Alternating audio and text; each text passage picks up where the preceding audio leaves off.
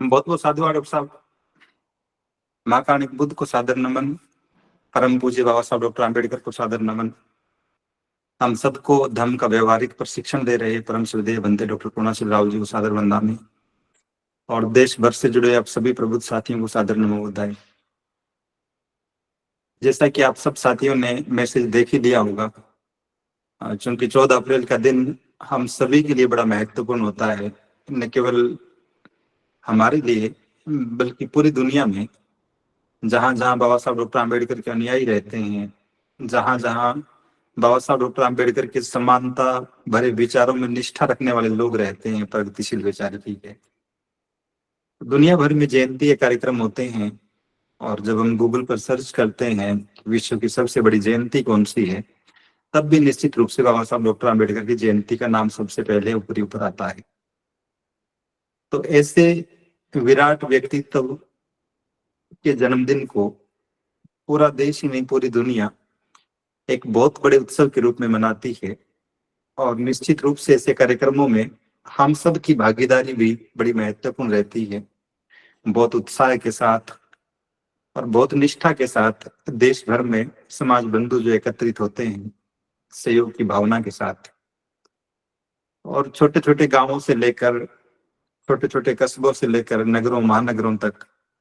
हर जगह पर जयंती के कार्यक्रम आयोजित होते हैं। तो ये बात तो सहजता से समझ में आती है कि इस दिन का महत्व क्या है। लेकिन जब हम परम श्रद्धेय बनते डॉक्टर पूर्णाश्री राव जी की बातें सुनते हैं, धम्मभूमि के आंदोलन को देखते हैं, जहां एक एक बिंदु पर बहुत गहन चिंतन मनन के बाद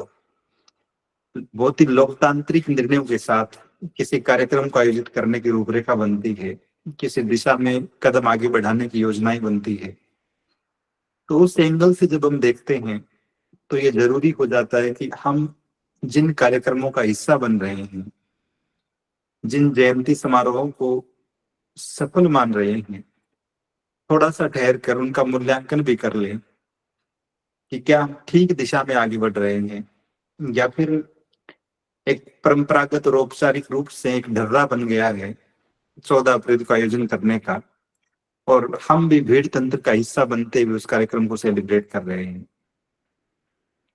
निस्संदेह इस दिन के महत्व के बारे में, या फिर यूं कहें कि आम्बेडकर जयंती क्यों मनाई जाए या नहीं मनाई जाए, इस पर किसी प्रकार का कोई वाद विवाद नहीं है। जिस महामानव के प्रयासों से, जिनके समर्पण से, जिनके त्याग से करोड़ों लोगों का जीवन बदला हो, देश को दुनिया का सबसे सुंदर संविधान मिला हो, निश्चित रूप से उनका जन्मदिन मनाया जाना चाहिए। लेकिन जिस स्तर पर, जिस पैटर्न पर, जिस ढांचे पर, जिस स्ट्रक्चर पर आज हम जयंती कार्यक्रमों का आयोजन कर रहे हैं, जैसे उदाहरण के लिए हम बहुत पुरानी बात न करते हुए अभी 14 अप्रैल 2025 की ही बात करें तो कुछ अच्छी चीजें हुई है। जैसे श्रद्धेय बंते जी और वहां महाबोधि विहार मुक्ति आंदोलन में जो हिस्सा ले रहे साथी हैं, उनके आह्वान पर पहली बार देश में बहुत सी जगहों पर ऐसा हुआ कि बिना किसी खास उद्देश्य के आयोजित होने वाले जयंती कार्यक्रम इस बार उन्होंने अपनी थीम ही महाबोधि विहार मुक्ति आंदोलन को समर्पित की। कितनी जगहों पर मैंने देखे जहां स्टेज पर लगने वाले बैनर या फ्लेक्स में एक कॉर्नर में महाबोधि विहार का प्रतीक लगा हुआ था या फिर कोई छोटी फोटो लगी हुई थी, और कुछ जगहों पर तो बहुत बड़ा फ्लेक्स भी लगा हुआ था। तो ये दर्शाता है इस बात को कि जय भीम बोलने वाले साथी, बाबा साहब डॉक्टर आम्बेडकर की बौद्ध विरासत का महत्व समझने वाले साथी, इस वक्त जब देश में महाबोधि विहार मुक्ति आंदोलन चल रहा है, तो श्रद्धेय बंते जी के आह्वान पर उस उद्देश्य की तरफ भी डाइवर्ट हुए। उन्होंने जयंती कार्यक्रम का एक उद्देश्य ये भी निर्धारित किया कि हम महाबोधि विहार मुक्ति आंदोलन के बारे में ज्यादा से ज्यादा लोगों को जानकारी दे सके, अपने उस धरोहर से परिचित करवा सके। तो इस एंगल से ये ठीक रहा। एक और बड़ी महत्वपूर्ण बात इस बार हुई, और भारत में तो चूंकि मैं पहले बात कर चुका कि हर गांव हर शहर में कार्यक्रम आयोजित होते हैं, न केवल व्यक्तिगत प्रयासों से, संगठनों के प्रयासों से, बल्कि सरकार के स्तर पर भी बहुत सारे कार्यक्रम होते हैं। इस दिन बहुत सारी योजनाओं का लोकार्पण होता है। और इस बार भी हमने देखा कि संसद भवन में सत्ताधारी दल और विपक्ष के लोग भी सामूहिक रूप से बाबा साहब की जयंती को सेलिब्रेट कर रहे हैं, बाबा साहब की प्रतिमा पर पुष्प अर्पित कर रहे हैं। दैनिक भास्कर और पत्रिका के पूरे पेज जो है वो सरकार की तरफ से बाबा साहब की जयंती के बधाई संदेश से भरे हुए थे। तो सरकारों के साथ साथ ये सब चीजें तो चल रही है देश में, लेकिन पहली बार ऐसा हुआ कि अमेरिका जैसे बहुत ही प्रतिष्ठित देश के न्यूयॉर्क शहर के मेयर ने ये घोषणा करी कि हम 14 अप्रैल को डॉक्टर अंबेडकर दिवस के रूप में मनाएंगे। तो एक और बहुत महत्वपूर्ण घटना ये हुई कि बाबा साहब डॉक्टर अंबेडकर की जो वैश्विक छवि है, पूरी दुनिया में उनकी जो पहचान है, सिर्फ इस वजह से नहीं कि वह अछूतों के नेता है, इस वजह से भी नहीं कि उन्होंने भारत का संविधान लिखने में महत्वपूर्ण भूमिका निभाई, बल्कि पूरी दुनिया में किसी भी प्रकार के भेदभाव के खिलाफ उनके जो विचार हैं, चाहे वो जाति के आधार पर हो, धर्म के आधार पर हो, या फिर लैंगिक भेदभावों की बात हो, तो पूरी दुनिया बाबा साहब डॉक्टर आम्बेडकर को उन मानवाधिकारों के चैंपियन के रूप में देखती है। तमाम प्रकार के भेदभावों के विरुद्ध एक बहुत ही सशक्त आवाज या पहचान बाबा साहब डॉक्टर आम्बेडकर को मिली हुई है। तो उस संदर्भ में भी 134वीं जयंती हम सब के लिए बड़े गर्व से भरी हुई रही कि किसी बहुत दूर देश के एक बहुत ही बड़े शहर के मेयर ने घोषणा करी कि हम 14 अप्रैल को डॉक्टर आम्बेडकर दिवस के रूप में मनाएंगे, पूरा शहर मनाएंगे। इसके अतिरिक्त कुछ और चीजें जो जयंती कार्यक्रमों में हम अपने इर्द गिर्द देखते हैं, कुछ जगह पर जहां बहुत ही सक्रिय और थोड़े से विजनरी साथी ऑर्गेनाइजर टीम में होते हैं, आयोजित करने वाली टीम में होते हैं, तो स्वाभाविक रूप से उनके कार्यक्रमों की रूपरेखा थोड़ी अलग रहती है। वो ये प्रयास करते हैं कि हम बाबा साहब डॉक्टर आम्बेडकर के विचारों को संप्रेषित कर पाए सामने बैठे हुए लोगों तक, उस जन समूह तक। और इसीलिए वो किसी एक अच्छे वक्ता का चयन करते हैं, राजनेताओं को मंच पर बैठाने की बजाय, जो बाबा साहब डॉक्टर आम्बेडकर के जीवन संघर्ष से, उनके विचारों से सामने बैठे हुए लोगों को बेहतर ढंग से परिचित करवा सके। तो इस तरह के कार्यक्रमों की संख्या यद्यपि कम है, लेकिन जहां जहां इस तरह के कार्यक्रम आयोजित होते हैं, निश्चित रूप से वो बेहतरीन होते हैं और सामने बैठे हुए लोग यदि वक्ता अच्छा हो तो कुछ ना कुछ ग्रहण करके जाते हैं। बहुत बार ऐसा भी होता है कि जब हम समग्र रूप से मूल्यांकन करते हैं तो न चाहते हुए भी ये ख्याल दिमाग में आता है कि जितना महत्वपूर्ण ढंग से, जितना प्रभावशाली ढंग से बाबा साहब डॉक्टर आम्बेडकर के जन्मदिन को मनाया जाना चाहिए, उसकी बजाय हमने थोड़ा सा विपरीत दिशा में दौड़ लगाने का काम शुरू कर लिया है। सिर्फ दो चार चीजें मैं आपसे साझा करूं। हम देख रहे हैं हर जयंती के कार्यक्रम में अधिकांशतः ऐसा हो रहा है, प्राय ऐसा हो रहा है कि रैली निकाली जा रही है। हम एक युवाओं की फौज देखते हैं जिसके माथे पर नीला दुपट्टा है, जिसके गले पे नीला दुपट्टा है, और यहाँ तक भी कि कुछ लोग नीला गुलाल अपने एक दूसरे साथियों को लगा रहे हैं। फिर कुछ नाचते हुए, कुछ गाते हुए, कोई बाइक के साथ, कोई कार के साथ, कोई ट्रैक्टर ट्राली के साथ, तो कुछ लोग पैदल चलते हुए रैलियां निकाल रहे हैं। और जब हम इस तरह की रैली निकालते हैं, इस तरह की शोभा यात्राएं निकालते हैं, जुलूस निकालते हैं, तो उस डीजे के साथ बहुत बार ऐसा भी होता है कि बहुत भड़काऊ गीत बज रहे होते हैं। ये गीत शायद संभवतः आप सबने सुना होगा, जब भीम की सेना चलेगी दुश्मन की छाती हारी। तो इस तरह के उदाहरण जब देखने को मिलते हैं तो समझ में आता है कि हम बाबा साहब डॉक्टर आम्बेडकर के विचारों का प्रचार प्रसार करने की बजाय, क्योंकि जब हम सड़क से भीड़ बनाकर गुजरते हैं नाचते गाते हुए, तो कार्यक्रम तो इस उद्देश्य से आयोजित हो रहा था कि बाबा साहब डॉक्टर आम्बेडकर के विचार लोगों तक पहुंचेंगे। लेकिन जिन लोगों तक विचार पहुंचने चाहिए वो तो भीड़ का हिस्सा बने हुए हैं, सड़क पर नाच गा रहे हैं, कोई बाइक चलाने में व्यस्त है, कोई किसी दूसरे से आगे निकलने में, कोई तीसरा इस व्यवस्था में लगा हुआ है कि यातायात के जो सिस्टम है, व्यवस्था है, वो बिगड़े नहीं। तो हमारा पूरा ध्यान जो है उस रैली को मेंटेन करने में, कितने साधन आएंगे, कहाँ से आएंगे, उनके फ्यूल का खर्च कैसे मेंटेन होगा, झंडे कहाँ से आएंगे, पंचशील के झंडे लाने हैं क्या, इन तमाम व्यवस्थाओं पर ही ध्यान केंद्रित रहा। दूसरा, जो लोग देख रहे थे सड़क के दोनों तरफ खड़े होकर, अपने घरों से हमें देख रहे थे, उन्हें जयंती से कुछ लेना देना भी नहीं था। तो अगर हम उनके सामने प्रदर्शन कर रहे हैं तो फिर उसका भी कोई बहुत ज्यादा महत्व रह नहीं जाता। तो वो कार्यक्रम, वो जयंती जो विचार प्रधान होनी चाहिए थी, वो प्रदर्शन प्रधान हो गई है। हम लोगों ने बाबा साहब डॉक्टर आम्बेडकर के जयंती कार्यक्रमों को विचारों की बजाय प्रदर्शनों की ओर मोड़ दिया है, और इसी का कुपरिणाम ये निकलता है। आप सबने वो पढ़ी होगी, मध्य प्रदेश के मुरैना की घटना, जहाँ पे अम्बेडकर जयंती मना रहे कुछ साथियों के साथ मारपीट की, और एक नवयुवक की मौत भी हो गई गोली लगने से। और कितनी जगहों से इस तरह की घटनाएं आती है, सुनने को मिलती है, हर साल आता है। तो क्या हमें अपने इस पैटर्न पर पुनर्विचार नहीं करना चाहिए? अभी 13 और 14 अप्रैल को, इन 2 दिनों में कम से कम 5-6 स्थानों पर मुझे बाबा साहब की जयंती के कार्यक्रमों में जाने का अवसर मिला, और उन सारी जगहों पर जयंती के कार्यक्रमों को देखते हुए ये बात समझ में आती है कि या तो हमारे मंचों पर बहुत प्राथमिकता के साथ राजनेता बैठे रहते हैं, न जाने कौन सी मजबूरियां हैं आयोजकों की, बाबा साहब की जयंती का कार्यक्रम आयोजित आयोजित करने वाले साथियों की। और अगर बहुत सारे राजनेता नहीं भी है, तो फिर दूसरे समुदायों के लोग जो बहुत सरफेसियल बातें बाबा साहब के बारे में जानते हैं, उनको हम बैठाए रखते हैं। तो जिस विचार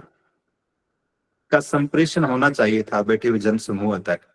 वो कहीं पीछे छूट जाता है। और ये स्वाभाविक है, हम सभी के साथ ऐसा है। आप सब गूगल मीट को सुनते हैं, एक वक्ता बोलता है, सब लोग संभवतः उस वक्ता की बात को, यदि वो ठीक ढंग से कह रहा है, तो गंभीरता पूर्वक सुनते भी होंगे। लेकिन यदि इसी गूगल मीट में 15 लोग बोलने वाले हो, 20 लोग बोलने वाले हो, तब सुनने वाले जो हैं वो भी तय नहीं कर पाते कि कौन सी बात ठीक थी, कौन सी ठीक नहीं थी।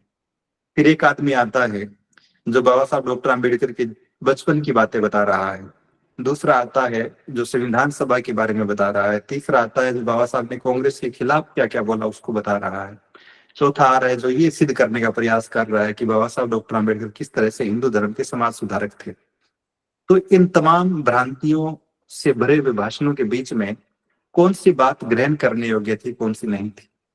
ये बहुत सारे लोग तय ही नहीं कर पाते हैं। तो इतने सारे लोगों के बीच जब मंच पर बैठना होता है और किसी एक आदमी को बोलना है या फिर 15 लोगों को बोलना है, तो स्वाभाविक रूप से हम उस कार्यक्रम का जो उद्देश्य था कि वो विचार प्रधान रहे, बाबा साहब डॉक्टर अम्बेडकर के विचारों से अवगत करवाया जाए। और खराब बात ये भी है कि जो हमारे मिशनरी साथी हैं, वो भी विचारों की बजाय बाबा साहब के जीवन पर ही ज्यादा बातें करते हैं कि बाबा साहब के साथ ये हुआ, बाबा साहब के साथ ये हुआ, बाबा साहब ने ये किया, ये किया, ये किया। तो जब हम ठीक ढंग से सामने बैठे हुए लोगों को ये बात समझा नहीं पाते हैं,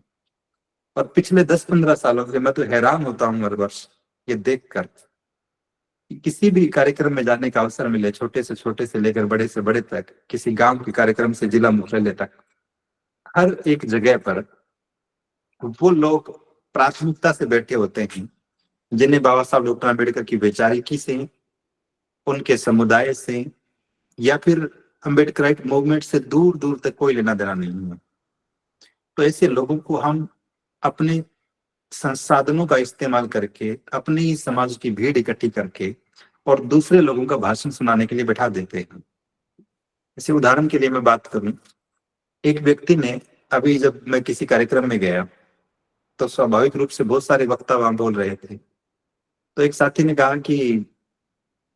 रात मुझे सपना आया और सपने में भगवान श्री कृष्ण और कर्ण आपस में बात कर रहे हैं, और फिर इसी सपने में उनके पास बाबा साहब डॉक्टर आम्बेडकर भी आते हैं। तो जब कोई व्यक्ति हमारे मंच पर खड़ा होकर, भले ही वो बाबा साहब को बड़ा बताने के लिए कह रहा था,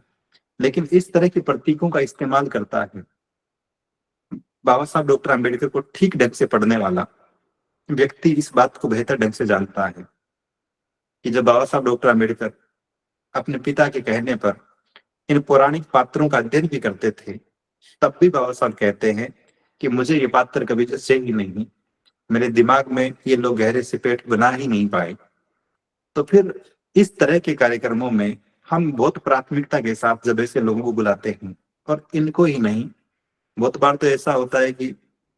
जो कट्टर दक्षिणपंथी ग्रुप के लोग हैं वो हमारे मंचों पर आकर बैठ जाते हैं। तो जिस ढंग से वो व्याख्या करते हैं बाबा साहब डॉक्टर अम्बेडकर की, तो वो तो नितांत ही यूं कहा जा सकता है कि मिशन के अगेंस्ट होती है। तो फिर कार्यक्रम मनाने का उद्देश्य जिस विचार के साथ था, बाबा साहब डॉक्टर अम्बेडकर के जिस मिशन के लिए था, और हम अगर अलग दिशा में काम करने लगे, या तो बहुत तड़क भड़क और भड़काऊपन के साथ रैलियां, प्रदर्शन,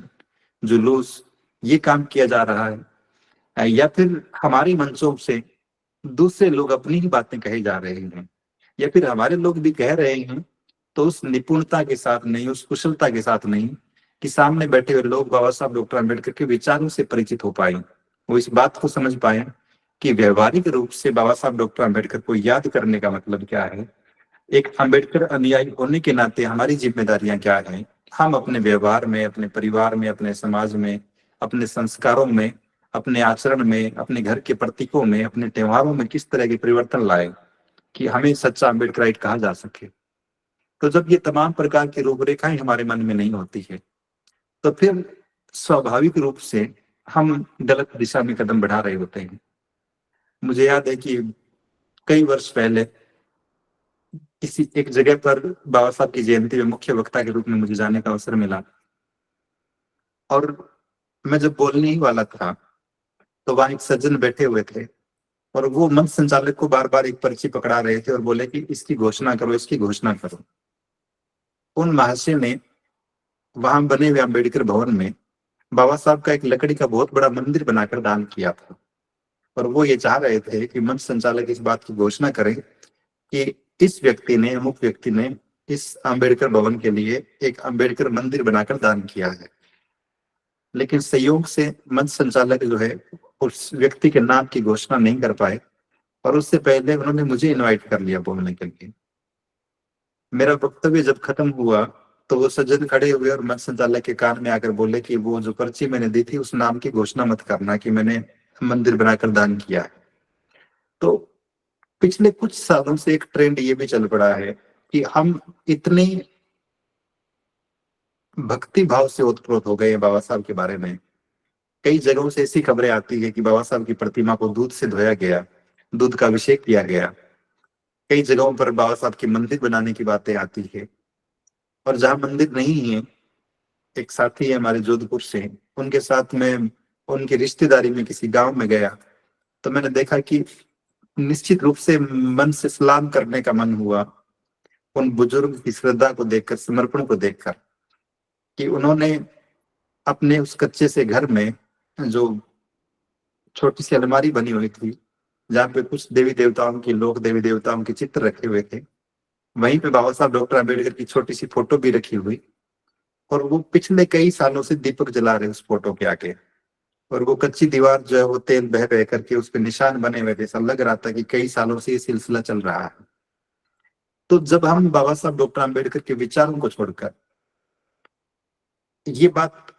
अति श्रद्धा की दर्शाती है कि कोई व्यक्ति जो है बाबा साहब की प्रतिमा के समक्ष दीप प्रज्वलित कर रहा है, लेकिन जब हम उस घर को देखते हैं, उस घर में पढ़ रहे बच्चों को देखते हैं, घर के माहौल को देखते हैं,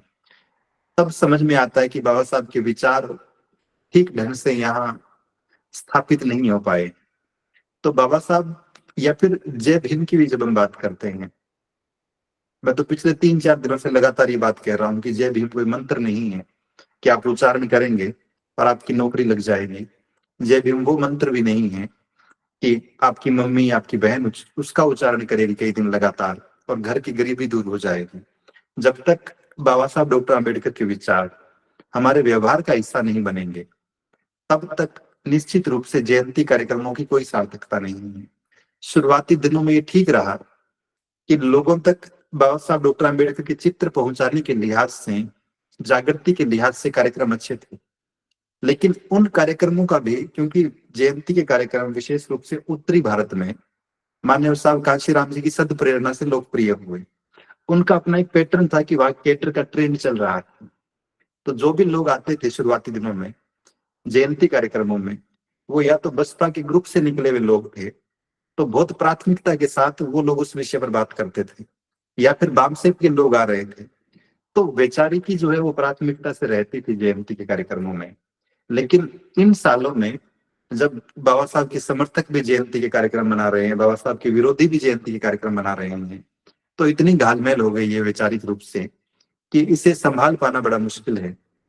अभी जब हम एक जयंती के कार्यक्रम में, मेरे एक मित्र राजस्थान से शिव बोधि जी साथ थे, तो हम इसी विषय पर बात कर रहे थे, उन्होंने बहुत गंभीर बात कही। हालांकि मैं तो बहुत निश्चिंत था कि इक्का दुक्का अपवाद ऐसे होते हैं हर जगह पर, इनसे ज्यादा फर्क नहीं पड़ता कि कोई नीले गुलाल लगा रहा है।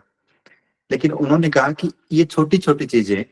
आज जिस ढंग से हम जयंती को मना रहे हैं, डीजे बजा रहे हैं, गले में दुपट्टे डाल रहे हैं, सड़क पर भीड़ बनाकर चल रहे हैं, नीला गुलाल लगा रहे हैं, नीले तिलक तक लगा रहे हैं हम, लेकिन आज से 500 साल बाद, आज से 1000 साल बाद, आज से 2000 साल बाद अगर ये सिलसिला ऐसे ही चलता रहा, तो आने वाली पीढ़ियां भूल जाएगी कि जयंती की शुरुआत क्यों हुई थी, विचार कहीं और रह जाएंगे। जिस तरह से दूसरी व्यवस्था के लोग अपने त्योहारों को मना रहे हैं, उनकी मूलता कुछ और थी, आज वो जिस रूप में बना रहे हैं, चाहे वो पटाखों की बात करेंगे या फिर गुलाल की बात करेंगे, ये दोनों ही चीजें आज से 100 साल पहले, 200 साल पहले न रही होगी। तो ठीक इसी तरह से जयंती के कार्यक्रमों का अब जो ट्रेंड चल रहा है, और उससे भी ज्यादा आप देखेंगे कि कितनी ही जगहों पर बाबा साहब डॉक्टर अम्बेडकर की प्रतिमाओं के अनावरण के कार्यक्रम हो रहे हैं। श्रद्धेय बनते जी कई बार हमारा ध्यान आकर्षित करते हैं इस ओर कि हम लोग जो है प्रतिभा सम्मान समारोह के नाम पर जयंती कार्यक्रम कर रहे हैं। तो जिस उद्देश्य से कार्यक्रम होना चाहिए उसकी बजाय हम डाइवर्जन कर देते हैं, और उसका खामियाजा ये होता है कि बहुत मेहनत के बाद जो संसाधन हमने एकत्रित किए, बहुत प्रचार के बाद जो लोग जयंती के कार्यक्रम में आए, वैचारिक रूप से वो कुछ भी हासिल करके नहीं जाते। अगले दिन से उनका जीवन फिर वैसा का वैसा हो जाता है। और जो आयोजक बंधु है, उनमें भी बहुत सारे ऐसे हैं जो 14 अप्रैल से कुछ दिन पहले बरसाती मेंढक की तरह निकलते हैं, और जैसे ही जयंती का कार्यक्रम संपन्न होता है, अपना हिसाब किताब करने के बाद ये सारे लोग भी मौन होकर बैठ जाते हैं। कुछ एक जगहों पर हो सकता है कुछ छोटी मोटी लाइब्रेरीज वगैरह चल रही हो, लेकिन बहुत व्यवस्थित और औपचारिक ढंग से विचारों के प्रचार प्रसार का ये काम कहीं नजर नहीं आता। तो इस बात को भी बहुत गहराई से समझने की जरूरत है कि हम जब किसी दूसरे समुदाय के व्यक्ति को, किसी दूसरी विचारधारा के व्यक्ति को अपने मंच पर बुलाते हैं, आप इस बात को यूं सोचकर देखिए कि मैं एक पढ़ा लिखा नागरिक होने के नाते और अध्ययनशील व्यक्ति होने के नाते, जहां कहीं भी परशुराम जयंती का आयोजन होता है, मैं अपने किसी ब्राह्मण मित्र को कहूँ, ये निवेदन करूं कि मैं भगवान परशुराम पर बहुत अच्छा वक्तव्य दे सकता हूँ, बहुत गहरी रिसर्च करके आऊंगा, क्या वो मुझे अपने कार्यक्रम में वक्ता बना लेंगे? और यदि वो नहीं बना रहे हैं, तो फिर हमारे कार्यक्रमों में, जयंती के कार्यक्रमों में बाबा साहब डॉक्टर अम्बेडकर के विचारों से समझौता करने वाले लोग हमारे मंचों की शोभा कैसे बढ़ा सकते हैं? तो हमें इस बात को बहुत गहराई से समझना होगा। एक और महत्वपूर्ण बात है, जब हम ये देखते हैं, जैसे अभी जब मैं कर रहा हूं बात ये कि सरकार ने एक पूरे के पूरे पेज पर विज्ञापन दिया बाबा साहब डॉक्टर अम्बेडकर की फोटो के साथ, राजस्थान के संदर्भ में बात कर रहा हूं, तो एक सेंटेंस ने वो मेरा ध्यान आकर्षित किया। लिखा था कि सरकार जो है, सत्ता जो है, वो बाबा साहब डॉक्टर अम्बेडकर के जीवन से जुड़े हुए पंच तीर्थों के विकास का काम कर रही है। अब ये जो भाषा अपने आप में ये बताती है कि किस दिशा में डाइवर्ट करने का प्रयास किया जा रहा है, जहां चैत्य भूमि, संकल्प भूमि, या फिर जन्मभूमि, ये सारी चीजें जिस वैचारिक आंदोलन की ओर इशारा करती है, जैसे हम जैसे इस संकल्प भूमि का नाम लेते हैं और श्रद्धेय बनते जी की वो 11 दिन किताब याद आती है, बाबा साहब डॉक्टर अम्बेडकर का वो संकल्प याद आता है, और संकल्प भूमि का नाम आते ही स्वतः ये समझ में आता है कि डॉक्टर अंबेडकर होने का मतलब, बाबा साहब डॉक्टर अंबेडकर की जयंती मनाने का मतलब निश्चित रूप से सामाजिक भेदभावों के खिलाफ, इस घटिया जातिवादी व्यवस्था के खिलाफ अपने आप को संकल्पित करते हुए इसे नेस्तनाबूद करने हेतु आंदोलित करना है। लेकिन जब कोई ये कहता है कि ये तीर्थ है, तो फिर भाव ही बदल जाते हैं। तो हमें इस षड्यंत्र को भी बहुत गहरे से समझने की जरूरत है कि किस तरह से लोग आपके खिलाफ पिछले कई सालों से बहुत त्वरित गति से काम कर रहे हैं। तो कुल मिलाकर इन सारी बातों का सार ये कि जब जब हम बाबा साहब डॉक्टर अम्बेडकर की जयंती कार्यक्रम के आयोजन की बात करते हैं, उनसे जुड़े हुए किसी भी कार्यक्रम के आयोजन की बात करते हैं, हम पूरी तरह से नकार नहीं रहे हैं कि जयंती कार्यक्रमों की कोई आवश्यकता नहीं है, और ये भी नकार नहीं रहे हैं कि जयंती कार्यक्रम सारे के सारे कार्यक्रम खराब हैं। लेकिन फिर भी जो खराब चीजें घुस गई है या फिर जिनका क्रेज बढ़ता ही जा रहा है, यदि उन पर प्रभावी नियंत्रण के प्रयास हम नहीं करेंगे, तो ये किसी आडंबर की तरह, किसी कुरीति की तरह हमारे जयंती कार्यक्रमों का हिस्सा भी बन जाए। और आप स्वयं अपने आस पड़ोस में देखेंगे, जिन जिन जयंती कार्यक्रमों के आप हिस्सा रहे हैं या फिर आपके सर्कल में जहां जहां कार्यक्रम आयोजित हुए हैं,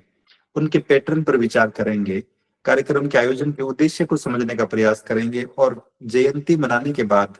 अगर वो उद्देश्य पूरा नहीं हुआ, तो आयोजक साथियों ने क्या स्टेप्स उठाए उस उद्देश्य की प्राप्ति के लिए, उस दिशा में क्या काम किया। अगर इन तमाम चीजों का बहुत गहरे से अध्ययन नहीं करेंगे हम, मैं एक आखिरी उदाहरण दूं, उसके बाद मैं सोच रहा हूं कि आप साथियों को ज्यादा समय मिले बात रखने के लिए, ताकि आप भी अपने अनुभव साझा कर सके। एक जगह पर मुझे बहुत ही वरिष्ठ साथी ने बताया कि हम अपने शहर में पिछले 22-23 सालों से जयंती के कार्यक्रम कर रहे हैं, लेकिन जब मैं उस शहर को देखता हूँ जहाँ पिछले 22 सालों से बाबा साहब डॉक्टर अम्बेडकर की जयंती के कार्यक्रम हो रहे हैं, तो 3-4 चीजें दिखाई देती है कि जितनी जातियां, अनुसूचित जातियां उस शहर में रहती है, सबकी अपनी अपनी धर्मशालाएं बनी हुई है, सबने अपनी अपनी जाति के हॉस्टल बनाने के लिए सरकार से अलग अलग जमीनें आवंटित करवा रखी है। वही लोग जो जयंती कार्यक्रम में मुख्य अतिथि बनकर बैठे होते हैं, जयंती कार्यक्रम के आयोजन समिति में होते हैं, वो अपनी अपनी जातियों के प्रधान भी है या फिर किसी न किसी जातीय संगठन के पद पर है। उस पूरे शहर में एक भी बौद्ध नहीं है। उस पूरे शहर में SC ST के बच्चों के नाम से सामूहिक रूप से एक भी हॉस्टल, स्कूल या कॉलेज नहीं है। तो फिर हम क्या उम्मीद करें कि पिछले 22 सालों से जयंती मनाने का कार्यक्रम क्या सिर्फ इसलिए था कि हमें एक औपचारिकता करनी है, हमें लोगों को दिखाना है कि हम भी जयंती मना रहे हैं। और जब आयोजन करने वाले लोग ही इस बात को नहीं समझ पाएंगे कि हम किस उद्देश्य से मना रहे हैं, बाबा साहब डॉक्टर अम्बेडकर की मूल वैचारिकी क्या है। और आप सबने सुना होगा, बाबा साहब डॉक्टर अम्बेडकर महादेव गोविंद रानडे की जयंती पर जब स्पीच देने के लिए जाते हैं, तो अब ये पहले ही वॉल्यूम में लेक्चर है बाबा साहब का, रानडे, गांधी और जिन्ना नाम से। तो बाबा साहब उसके अंतिम पैराग्राफ में कहते हैं कि मैं तो मूर्ति पूजक नहीं हूँ, मूर्ति भंजक हूँ। तो महापुरुषों की जितनी मूर्तियां हम लगाते जा रहे हैं, उतना ही विचारों से दूर होते चले जा रहे हैं। तो जरूरत इस बात की है, मैं अपनी बात को खत्म करूं, जैसा सुखदेव बनते जी अक्सर कहते हैं, धम्मभूमि का पूरा मूवमेंट इस बात का गवाह है कि बाबा साहब डॉक्टर अम्बेडकर की किताबों में लिखे हुए एक एक सेंटेंस को आधार बनाकर धम्मभूमि की गतिविधियां संचालित होती रही है। धम्मभूमि के कार्यक्रम उन वाक्यांशों को समर्पित रहे हैं। तो हमें भी अपने जयंती कार्यक्रमों का बहुत निष्पक्ष ढंग से मूल्यांकन करते हुए, जहां जहां कमियां नजर आती है, जहां जहां विरोधाभास नजर आते हैं, उनको पॉइंट आउट करने की जरूरत है, उन पर बहुत बेबाक ढंग से चर्चाएं करने की जरूरत है, और उन तमाम चीजों को दूर करने की जरूरत है। तभी हम ठीक ढंग से बाबा साहब डॉक्टर अम्बेडकर के अनुयायी बन पाएंगे। तो इस बात के साथ, इस निवेदन के साथ अपनी बात को खत्म कर रहा हूँ कि जयंती के कार्यक्रम हो या फिर बाबा साहब डॉक्टर अम्बेडकर के जीवन से जुड़ा हुआ कोई भी कार्यक्रम, हमारे कार्यक्रम विचार प्रधान होने चाहिए, प्रदर्शन प्रधान नहीं होना चाहिए, ताकि हम लोगों तक बाबा साहब के विचारों को संप्रेषित कर पाए, उनके जीवन को बदल पाए, जीवन को आंदोलित कर पाए। हमारा उद्देश्य शक्ति प्रदर्शन करना नहीं है, हमारा उद्देश्य भीड़ तंत्र करना नहीं है। और यदि आप उस गले में डाले हुए दुपट्टे का कलर चेंज करके सोचते हैं कि किसी और रंग का होता, तो हमारी भीड़ में और उनकी भीड़ में कोई अंतर भी नजर नहीं आता। तो इस चीज से बचने की जरूरत है। और भी बहुत सारी बातें हैं, कभी श्रद्धेय बनते जी फिर मार्गदर्शन कर देंगे। मैं अपनी बात को यही विराम दे रहा हूँ।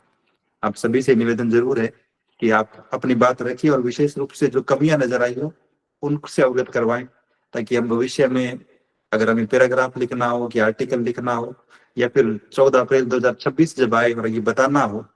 कि इस बार जयंती कार्यक्रम में क्या क्या करना है और क्या क्या नहीं करना है, तो उन बातों को ठीक ढंग से सूचीबद्ध किया जा सके। आप सबने ध्यानपूर्वक सुना होगा। सभी को साधुवाद, श्रद्धेय वंदे जी को सादर वंदनामि, नमो बुद्धाय।